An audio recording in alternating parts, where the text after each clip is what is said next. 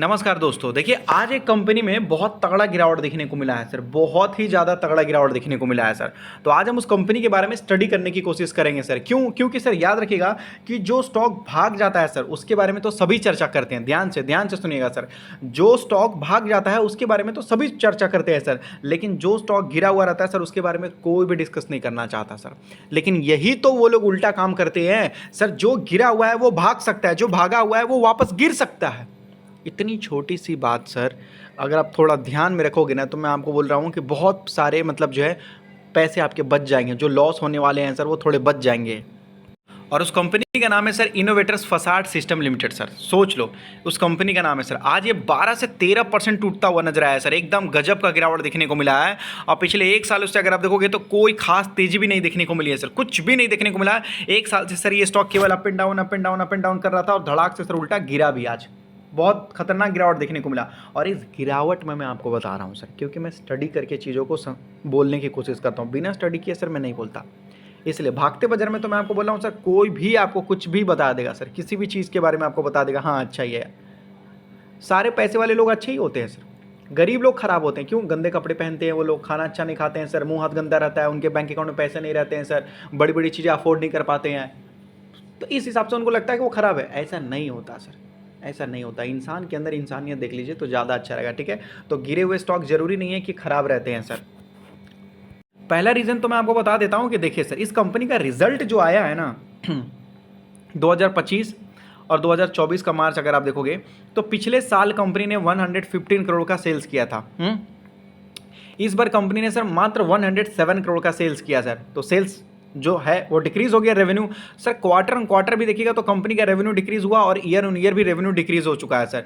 और उस सेम चीज़ अगर आप देखोगे तो मार्जिन में भी ईयर ऑन ईयर भी मार्जिन डिक्रीज हुआ और क्वार्टर ऑन क्वार्टर भी मार्जिन डिक्रीज हुआ सर। सेम चीज़ यहाँ पर भी अगर आप देखोगे तो कंपनी ने लगभग जो है सर कि quarter on quarter year on year यहाँ कंपनी का प्रॉफिट कम हो गया और quarter on quarter sir company ने यहाँ पर बराबर कर लिया। तो कहने का मतलब है कि इस कंपनी का ईयर ऑन ईयर और क्वार्टर ऑन क्वार्टर अगर आप देखोगे तो ये दोनों जो है ना सर कंपनी के सेल्स और मार्जिन डिक्रीज होते हुए नजर आए हैं, जिसकी वजह से सर इसमें थोड़ा बहुत दिक्कत देखने को मिल रहा है सर यहाँ पर। क्योंकि ईपीएस में अगर आप नज़र डालोगे अर्निंग पर शेयर में तो 4.42 था, इस बार देख लीजिए 4.07 हो चुका है सर। तो कंपनी का अर्निंग पर शेयर कम हो चुका है। तो यही एक मेन रीज़न था जिसकी वजह से इसमें आपको गिरावट देखने को मिला है सर यहाँ पर। बाकी देखिए मैं आपको बोलूँगा ये नए जनरेशन की कंपनी है सर। नए जनरेशन की कंपनी है ये फसाड।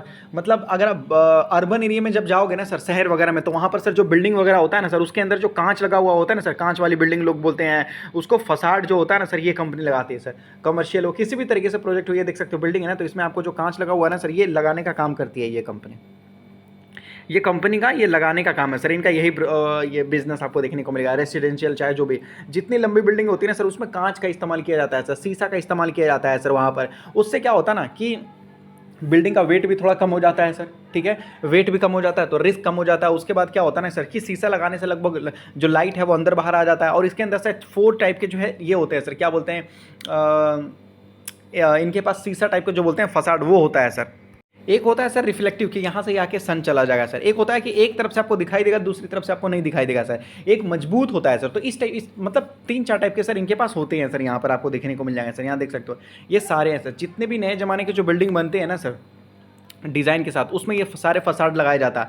अगर आप देखोगे तो इनके पास बड़े बड़े क्लाइंट है, बड़े बड़े जैसे एल एन टी अगर कोई भी अपना बिल्डिंग बनाएगा तो इस सर नए जमाने का बिल्डिंग बनाएगा। रिलायंस अगर कोई भी अपना बिल्डिंग बनाएगा तो नए जमाने का बिल्डिंग बनाएगा सर, जिसमें शीशा वगैरह इस्तेमाल किया जाएगा सर। तो इस वजह से इनके पास बड़े बड़े क्लाइंट है sir. Reliance, L N T, Lodha वगैरह अगर आप देखोगे, ये सारे टाटा हाउसिंग अगर आप देखोगे तो ये बड़े बड़े जो क्लाइंट है ना सर, इनके तरफ से अगर मान लेते हैं कि इनको अगर मान लेते हैं साल में 3-4 प्रोजेक्ट भी अगर मिल जाते हैं तो इस कंपनी के लिए बड़ी बात हो जाती है सर।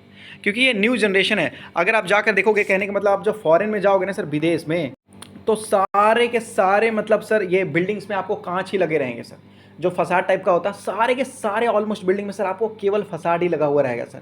और वहाँ बड़े बड़े बिल्डिंग्स आपको देखने को मिलेगा सर। जैसे इंडिया के अंदर आपको बेंगलोर में देखने को मिलेगा, मुंबई में आपको देखने को मिलेगा, साउथ साइड में आपको जो देखने को मिलेगा, तो वो थोड़े बहुत जो देखने को मिलेंगे सर वो बाहर ज़्यादातर देखने को मिल जाते हैं सर। तो ये नए जनरेशन है जो इंडिया के अंदर भी बड़े बड़े लेवल में स्टार्ट होता हुआ नजर आ जाएगा सर। जैसे इनके पास अभी जो ऑप्शंस हैं सर, वो लगभग हीट कंट्रोल, सन कंट्रोल, वेंटिलेशन, बिल्डिंग देखने को मिल जाएगा। ये सारी चीज़ें जो है इनके पास अभी है सर। ये सारे फसाइड जो होता है ये नए नए ज़माने के हैं सर। तो जितने भी नए बिल्डिंग बनते हैं उसमें ये सारा इस्तेमाल होता है सर। ये देख लीजिए, कंपनी बता रही है कि जितनी ऊंची बिल्डिंग रहेगी सर उतना ऊंचा उसमें जो है सर ये फसाड वगैरह इस्तेमाल किया जाएगा। तो मैं यही बता रहा हूँ सर, ये नए ज़माने का बिजनेस है, नए ज़माने का बिजनेस है। ऐसे कंपनी को सर आगे बढ़ने में टाइम लगेगा। क्यों? क्योंकि सर इंडिया के अंदर जितना ज़्यादा हाउसिंग डेवलपमेंट में ध्यान दिया जाएगा, जितना ज़्यादा पैसा खर्च किया जाएगा लगभग जो इंफ्रास्ट्रक्चर पे, उतना ज़्यादा ही सर इस कंपनी को बेनिफिट देखने को मिल सकता है सर, उतना ज़्यादा ही। कंपनी के पास देखिए जो प्रोजेक्ट है ना सर, ये सारे मुंबई मुंबई मुंबई मुंबई में आपको देखने को मिलेंगे सर, और कहीं आपको देखने को मिलेगा नहीं सर। देखिए ये इंडिया में है ही नहीं। बेंगलोर और मुंबई में ही आपको देखने को मिल जाएंगे सर इस टाइप के जो बड़े बड़े बिल्डिंग होंगे, जो लगभग सभी एकदम पूरा कवर होगा सर कांच के साथ। ये सारे जो प्रोजेक्ट है कंपनी के पास सर, ये कहाँ कहाँ का प्रोजेक्ट आपको देखने को मिल सकता है सर? आम जगह पे आपको देखने को मिलेगा ही नहीं। क्यों? क्योंकि सर गवर्नमेंट परमिशन देती ही नहीं सर इतनी ऊंची ऊंची बिल्डिंग बनाने का सर। तो ये सारे प्रोजेक्ट है कंपनी को, लेकिन ये सारे मुंबई में है सर। तो जैसे जैसे चीज़ें बदलती हुई नजर आएगी इंडिया के अंदर भी सर, ये सारी चीज़ें होता हुआ नजर आ जाएगा सर। देख सकते हो बताया जा रहा है 89 फ्लोर आपको बताया जा रहा है सर, ठीक है। मेगा रेसिडेंशियल आपको टावर देखने को मिल जाएगा सर। वर्ल्ड व्यू, तो ये बड़े बड़े टावर्स होते हैं सर, इतना ज़्यादा इसके सर 89 फ्लोर्स, मतलब बहुत ऊँची बिल्डिंग है सर। कंपनी बोल रही है कि देखो भाई हमारे पास 300 प्रोजेक्ट आपको देखने को मिल रहा है सर इन 25 ईयर। 13 यहाँ देख सकते हो सर एयरपोर्ट इन इंडिया आपको देखने को मिल रहा है। तो जिस जिस तरीके से डेवलपमेंट आपको देखने को मिलेगा उस तरीके से सर यहाँ पर ये सारी चीज़ें आपको देखने को मिल जाएगा। 220 यहाँ देख सकते हो बताया जा रहा प्रोजेक्ट इन मुंबई, गुजरात, पुणे, ये 3-4 जगह। वही मैंने आपको बोला ना सर, यही साउथ साइड है ना सर, यहाँ पर ये बेंगलोर, गुजरात, मुंबई, ये सारी चीज़ें है ना सर, यहाँ पर आपको बड़े बड़े प्रोजेक्ट आपको देखने को मिल रहे हैं। देखिए बेंगलोर का नाम लिया और सर यहाँ देखिए यहाँ पर 25 प्रोजेक्ट तो वहाँ पर ही देखने को मिल रहे हैं सर। तो इंडिया जैसे जैसे डेवलप होगा ना सर, जैसे हर साल सरकार अगर आप देखोगे तो 10 लाख करोड़ रुपए खर्च करती है सर, 10 लाख करोड़ रुपए खर्च करती है केवल इंफ्रास्ट्रक्चर पे सरकार, भारत सरकार। तो ये आने वाले दिनों में सर ये जो है पैसे बढ़ेंगे और नई नई चीज़ें अडॉप्ट किया जाएगा सर। जैसे अभी देखोगे तो डिजिटल इंडिया, तो आने वाले ज़माने में अगर आप देखोगे ना तो सर मतलब हाउसिंग इंफ्रास्ट्रक्चर जितना ज़्यादा बेस्ट होगा उतना ज़्यादा फॉरेन से भी लोग आएंगे, इंडिया का सर लगभग बेनिफिट देखने को मिलेगा। इस वजह से सर ये सारी चीज़ें हैं। तो अभी ये जो प्रोजेक्ट है ना ये केवल डेवलप कंट्री में है सर, डेवलप। दूसरे अब मैं आपको बोलेंगे वो फॉरेन चले जाओगे ना सर, आपको हर जगह यही सारे टाइप के आपको बिल्डिंग देखने को मिलेगा सर। इंडिया में भी बहुत कम है। इनको प्रॉपर तरीके से ट्रेनिंग वगैरह दिया जाता है कि कैसे इस्तेमाल किया जाता है, कितना वेट होता है, किस तरीके से सेट किया जाता है, ये सारी चीज़ें सर उनको बताया जाता है। ये देख लीजिए skill and development, in sir लोगों को समझाया जाता है, बताया जाता है। देख लीजिए इसी तरीके से सर इनको पूरी तरीके से स्किल डेवलप किया जाता है कि किस तरीके से इसको इस्तेमाल करना है, नहीं करना है, पूरी तरीके से सर इनको समझाते हैं, बताते हैं, पूरी तरीके से इनको ट्रेनिंग देते हैं सर। क्यों देते हैं सर इनको? क्योंकि इंडिया के अंदर मात्र 1 या 2 ही ऐसी कंपनी है सर, 1-2 ही ऐसी कंपनी है जो इस फील्ड में काम करती है सर। तो ये एक ऐसी कंपनी है जो थोड़ा अलग लेवल में काम करने की कोशिश कर रही है सर, दूसरे फील्ड में काम करने की कोशिश कर रही है सर। ये नए जमाने का बिजनेस ये इस्तेमाल करने की कोशिश कर रही है। तो मैं आपको बोलूँगा कि ध्यान दीजिए, ऐसी चीज़ों पर इग्नोर मत कीजिए सर। कंपनी लॉस मेकिंग नहीं है, प्रॉफिट मेकिंग कंपनी है और नए जमाने का बिजनेस करने की कोशिश कर रही है सर। भारत एक दिन चमकेगा। भारत के अंदर आपने कभी रंग बिरंगा बिल्डिंग देखा है सर? ये भारत के अंदर आपने कभी रंग बिरंगा सिटी देखा है सर? मतलब कलरफुल, जब रात होता है तो पूरी तरीके से कलरफुल हो जाता है सर, नहीं देखा ना? फॉरेन में एक बार जाओ सर, मलेशिया एक बार जाओ, दुबई एक बार जाओ, अमेरिका एक बार जाओ सर। मैं बोलूँगा जब फॉरेन जाता हूँ ना तो वहाँ के जब देखोगे रात का माहौल देखोगे ना सर, सारे बिल्डिंग एकदम जगमगा उठते हैं सर, सारे बिल्डिंग एकदम जगमगा उठते हैं सर। वहाँ का देश अलग ही है सर एकदम। हमारे यहाँ क्या होता है, लाइट बुताओ सो जाओ भाई, वहाँ ऐसा नहीं होता सर। बिल्डिंग के अंदर कम वो लोग डेकोरेशन करते हैं, बिल्डिंग के ज़्यादा ऐसा लगता है कि ज़्यादा से ज़्यादा डेकोरेशन कर देते हैं सर वो लोग। तो ये फील्ड में अगर आप देखोगे तो इंडिया में बहुत कम ही ऐसी कंपनी, इस वजह से सर स्किल डेवलपमेंट में लोगों को भी इस तरीके से पूरी तरीके से ध्यान देना पड़ता है और प्रोजेक्ट भी ऐसे थोड़े कम मिलते हैं।